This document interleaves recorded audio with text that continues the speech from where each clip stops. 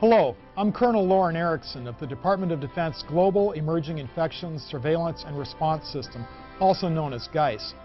Our mission is to detect, monitor, and respond to infectious diseases that threaten our military personnel and their families. We're actively monitoring cases of influenza around the world. By now, most of you have heard about avian influenza or bird flu, and that it might be the source of the next influenza pandemic. Pandemic flu is actually a term for a new flu virus that is very contagious among people and can spread quickly, causing large outbreaks around the world.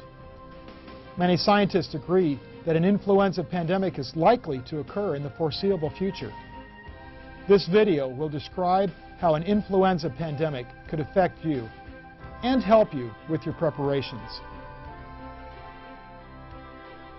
Let's begin by explaining the differences between seasonal, pandemic, and avian flu. The seasonal flu is what we commonly refer to as the flu. It is called seasonal flu because more people typically get sick during the winter months. There are many strains of seasonal flu. They all cause a respiratory illness that can be spread to other people by coughing, sneezing, and touching contaminated surfaces. Many people, especially the very young and old, do get sick, and 36,000 people die each year from seasonal flu. But most people who get sick fully recover. Getting a flu shot or flu mist each year is your best protection against seasonal flu. A pandemic flu is a much more devastating event than an outbreak of the seasonal flu.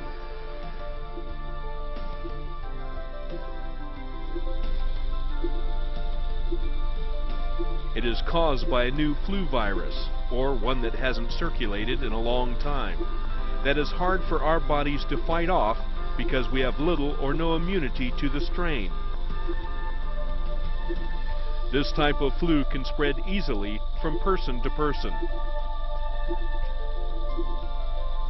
Flu vaccine is usually in good supply for seasonal flu, but in a pandemic, vaccine may not be available for 6 months or more. There were 3 pandemic flu outbreaks during the 20th century. By far the most devastating was the influenza outbreak in 1918.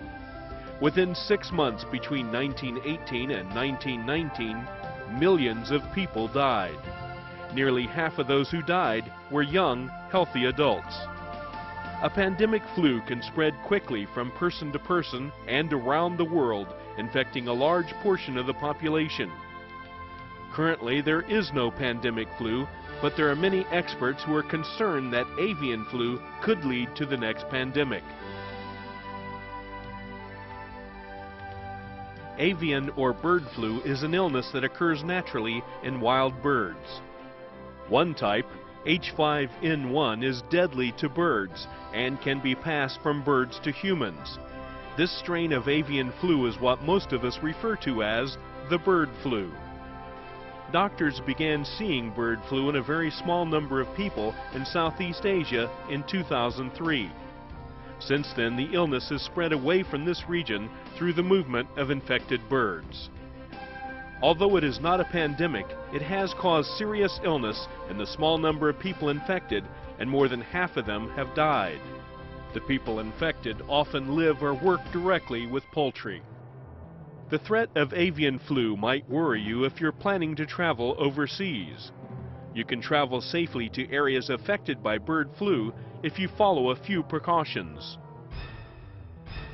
Avoid contact with birds, especially in live bird markets or local farms.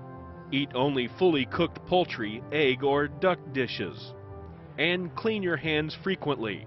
If you become sick while traveling, contact the local U.S. Embassy. They can assist you in locating medical services and informing your family and friends. You can also contact the local State Department officers online at the State Department website shown here. After you return home from an infected area, watch your health closely for 10 days. If you become ill, tell your healthcare provider your symptoms, where you traveled, and if you had close contact with birds or sick people. The Department of Defense is acting to protect you and your family in the event of a pandemic flu. Our medical departments have been stockpiling medical items that will be needed, for instance medications and personal protective equipment. Early detection of a pandemic flu is important because the sooner our public health experts realize there is a problem, the sooner they can identify the proper vaccine and take action to control the spread of the illness.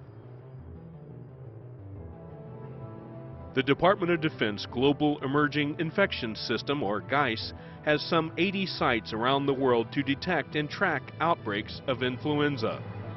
The efforts that DoD is taking will be invaluable in the event of a pandemic flu, but you cannot rely on these preparations alone to protect yourself and your family. Planning and preparing for a pandemic illness is everyone's responsibility. During a severe pandemic flu, up to 1/2 of the community could be sick and unable to work. This could disrupt virtually every aspect of daily life for up to 12 weeks. You need to start thinking about what you will do if the services you depend on are not available. Imagine the effects on your family and community if hospitals are overflowing, if schools, banks, and post offices are closed, if services such as telephone, water, and power are disrupted. Stores may close or have limited supplies. You may not even be able to rely on public transportation. Consider that the ability to travel, even by car if there are fuel shortages, may be limited. Preparing for disruptions like these to your daily life from a severe pandemic may sound overwhelming, but you can organize your preparations in 2 main steps. Step number 1. Visit the pandemicflu.gov website. The website is full of information on avian and pandemic influenza and provides planning checklists to help you put together your own emergency kit.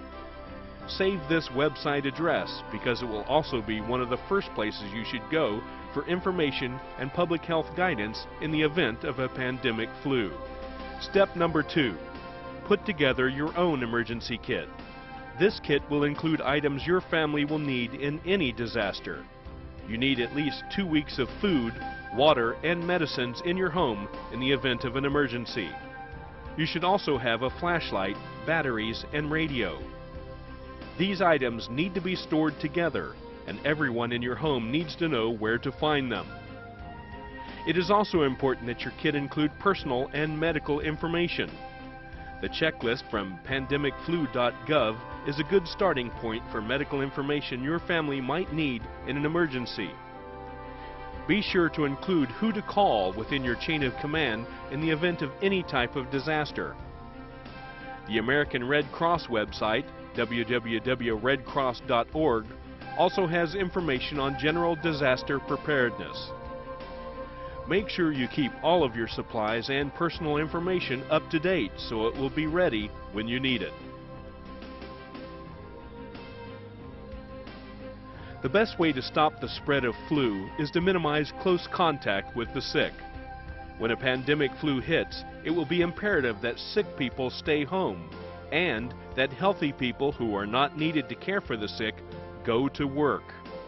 If we all stay home out of fear of catching the flu, then critical services in this country will stop. During a pandemic, people may go to hospitals because they suspect they are sick with the flu. To prevent overload on our medical resources and to protect yourself from exposure to other sick people, only go to the hospital if you or one of your loved ones becomes very ill and needs medical assistance. Good personal hygiene is key to preventing the spread of flu germs. Always cough or sneeze into your sleeve or a tissue and throw the tissue in the wastebasket. Clean your hands often, and especially after coughing, sneezing, or using the bathroom, and before eating. Use soap and water or an alcohol-based cleaner. You may be asked to wear a mask to protect others. If the situation becomes serious, local authorities may use social distancing to prevent the spread of influenza. Schools, shopping malls, movie theaters, and other places where large groups of people gather may be closed. Two other actions that public health authorities may take during a pandemic are isolation and quarantine. Basically, isolation is the separation of sick people from healthy people, and quarantine is the separation of healthy people who have been exposed to the flu from those who have not. Take time to learn more about influenza. There are many products and websites available.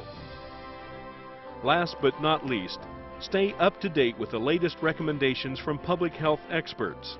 They will rely on the media, television, radio, newspaper, and the internet to deliver information that we will all need to follow to help contain the spread of the illness. The Department of Defense will be using the DoD Watchboard website to update military personnel on pandemic influenza. You've now learned about pandemic flu and how to prepare for it. By following the advice given in this video, you'll be ready to help control the spread of the illness and care for yourself and your family when the next influenza pandemic strikes. Visit the DoD Pandemic Influenza Watchboard now to learn more about influenza and to start working on your personal emergency kit. Remember, it's everyone's responsibility to plan and prepare for an influenza pandemic.